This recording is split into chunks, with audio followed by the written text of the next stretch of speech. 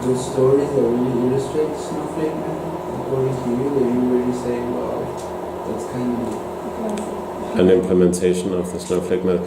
No, I mean, there are stories that implement the hero's journey, but the snowflake method, not really, because the snowflake method is a method for creating a structure. Where, yes, for the process. So you can make a hero's journey using the... It's not really possible. What? Is it possible? So you're saying it's not possible to make a hero's journey? Oh yeah, it is. Okay. It is. It is? Yeah, you just know how to make your hero's journey, because the snowflake method is not a structure.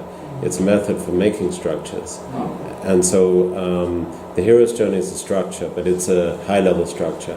And so in order for you to put your story, your characters into that snowflake method, you go along the snowflake method and you ask yourself certain questions.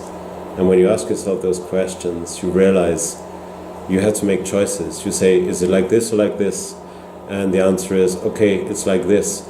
Once you've made that choice, doesn't, you know, that means that everything else also changes. So that limits the other choices that you can make after that. So it's limitation, limitation, limitation. So in the snowflake method, you learn to limit things, and that's what we're also learning in this course. Because if you just have unbridled creativity, you end up without a book, because it could go anywhere all the time. Yeah. So this is not a... I mean, we talk about creativity and how to tap into your creativity, but the thing is, we all have a certain level of creativity, but making that creativity into something that other people can read, that's what we're working on here. So, and that's why we need structures, and that's also why I encourage extreme characteristics, like even if they are stereotypes, like a really tall man and a really short old lady and things like that, because it makes people immediately understand it, and it means that you make a choice about your characters, and you don't keep things fuzzy. What about stereotypes? Let's say the use of stereotypes. Because you have the characteristics, but where is there a danger that you start using stereotypes? Where do you get into the point that somehow you're over-analyzing it somehow? You're over-analyzing it? Yeah, somehow, let's say you have characteristics and you get to the point that it becomes a stereotype. Where is that line somehow? Is that bad? Is that good?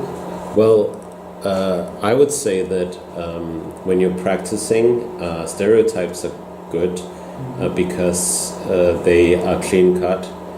And it lets you get on with the structure and the characterization. They're not good if you judge those stereotypes. If you say, like, he was a horrible person, you know, you know, like all people, his race, he was stupid, you know, that will not work, because that will just show that you are, you know, that you have certain prejudices. But allowing the showing instead of telling, because then it activates the stereotypes in the reader, and that works. And if it's the reader himself who is drawing those conclusions, there's no conflict anymore. And yeah, and it's not to encourage prejudice, of course, we don't want to encourage prejudice, but it's clean-cut images are good for immediately activating the brain into creating a very strong image. So, yeah.